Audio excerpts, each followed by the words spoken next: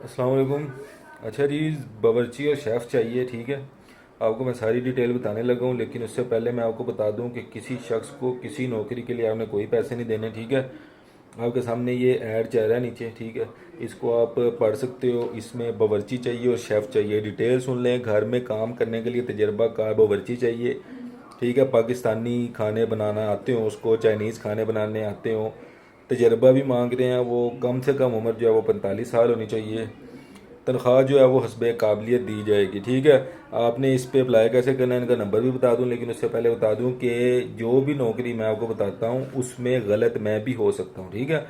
क्योंकि हमारी टीम जो है वो इकट्ठी करती है नौकरियां, तो गलत मैं भी हो सकता हूं। इसलिए आपने जब भी कोई नौकरी पे अप्लाई करना है, तो अगर वो आपसे पैसे मांगे तो आपने कभी ज़िंदगी में उसको पैसे नहीं देने, ठीक है। ना मैं आपसे पैसे मांगता हूँ, ना मैंने कभी आपसे अगर रुपया मांगा है किसी नौकरी के लिए, और ना मैं आपको कहता हूँ कभी किसी को पैसे दो, ठीक है। नंबर नोट कर लो इनका। इन्होंने जो अपना नंबर दिया हुआ है वो PTCL नंबर दिया हुआ है। नंबर गौर से सुन लें, 1111000786, ठीक है। इस नंबर पे आप रब्ता कर सकते हैं इनके साथ।